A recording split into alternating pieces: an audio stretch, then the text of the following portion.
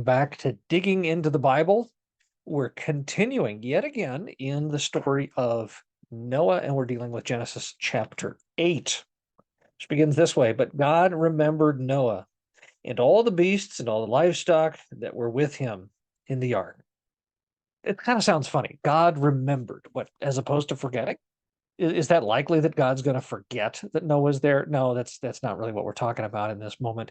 But it's along the lines that it's a reminder that God is remembering. He's cognizant of. He knows and knew that Noah was there. So he remembers.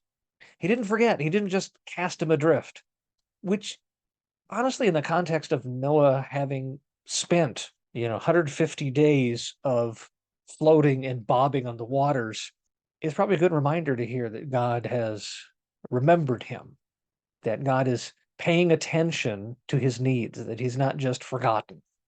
And God made a wind blow over the earth, and the waters subsided. The fountains of the deep and the windows of the heavens were closed. The rain from the heavens was restrained, and the waters receded from the earth continually. At the end of 150 days, the waters had abated. And in the 7th month, on the 17th day of the month, the ark came to rest on the mountains of Ararat. And the waters continued to abate until the 10th month. In the 10th month, on the 1st day of the month, the tops of the mountains were seen. So in this time, they come aground. The waters begin to go down in the 7th month, and by the 10th month, there's been enough progress that the tops of the mountains can be seen. But in all this time, you have Noah and his family and wives and all these animals, and they're on the ark. The rain has ended, but their journey has not ended. They're still on the ark. They're still waiting for the waters to recede. But remember, God remembers them. They're adrift, but they're not alone. It's got to be an interesting thing to have been there and to have run aground, and there's something solid. They've hit the mountains, but they haven't seen them yet. And there's that time frame between the 7th month, midway through the 7th month, and the 10th month, between that time of running aground and seeing what they ran aground on. So that kind of gives you a perspective of this is taking a while. At the end of 40 days, Noah opened the window of the ark that he had made and sent forth a raven. It went to and fro until the waters were dried up from the earth.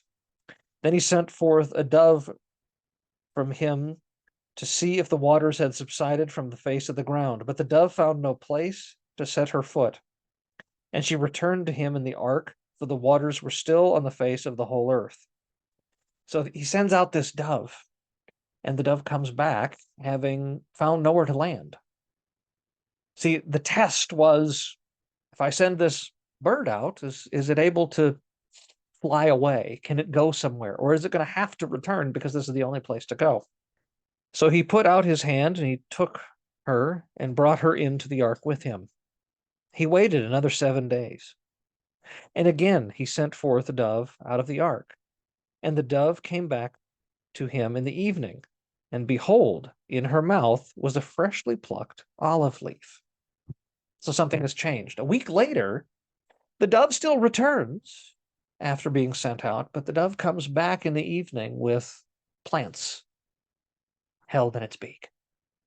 An indication that life is returning. Not just that there's ground, but that there's a return to the flourishing of the ground. This is exactly what God is after. He is cleansing and preparing the land to receive Noah, his family, and all the creatures that he has preserved so that they can re-enter the land and live upon it. So Noah knew that the waters had subsided from the earth. Then he waited another 7 days and sent forth the dove, and she did not return to him anymore. So again, a week later, God's sending out the dove again, but this time the dove doesn't return. Because not only was the dove able to find somewhere to land and bring back something, but now the dove is able to simply land and stay. So what does this mean? In the 601st year, in the 1st month, in the 1st day of the month, the waters were dried from the ground. Again, in the context of Noah's life here. And Noah removed the covering of the ark and looked, and behold, the face of the ground was dry. So this is the time to get out. They've seen the indications of the dove not returning, and it's time to go. They don't have to live in the ark anymore. In the second month, on the 27th day of the month, the earth had dried out. And God said to Noah, "Go out from the ark, you and your wife, and your sons' wives with you. Bring out with you every living thing that is with you of all flesh, birds and animals, and every creeping thing that creeps on the earth, that they may swarm on the earth and be fruitful and multiply on the earth." Oh, does that sound familiar? This was the original command that God gave his creatures, to be fruitful and multiply, to fill the earth. And God wants that to happen again.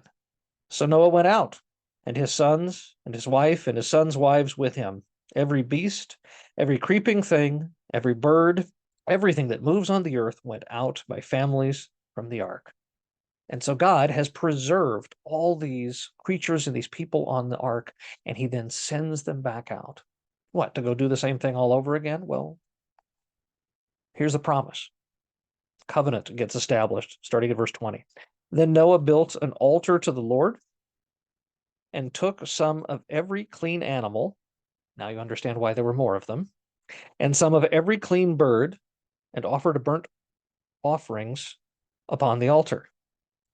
And when the Lord smelled the pleasing aroma, the Lord said in his heart, "I will never again curse the ground because of man, for the intentions of man's heart is evil from his youth.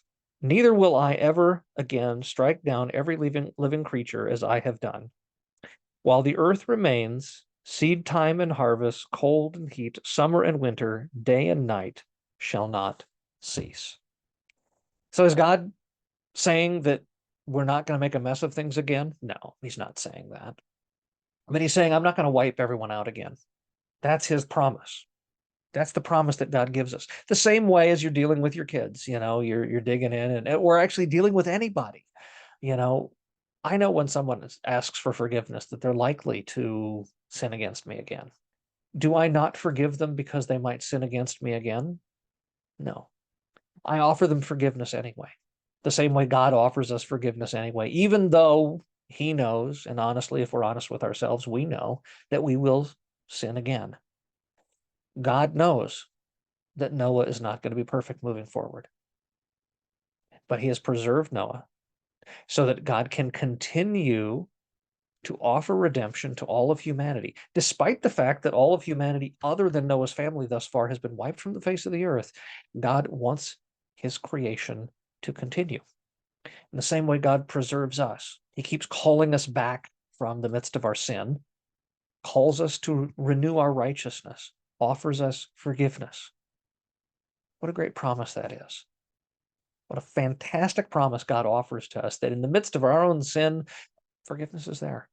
We don't have to get on a boat. We don't have to have the rains come. And God has promised to never do that again.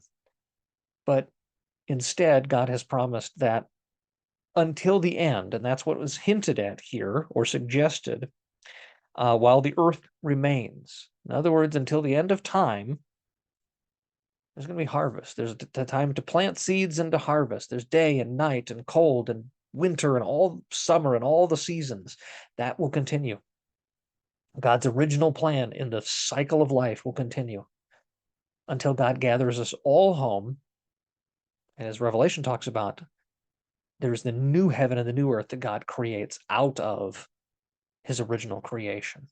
But that's a whole lot of foreshadowing, and we're not there yet. But we will come back next time and dig into chapter 9 and see how things progress with Noah now that he's out of the ark. God bless.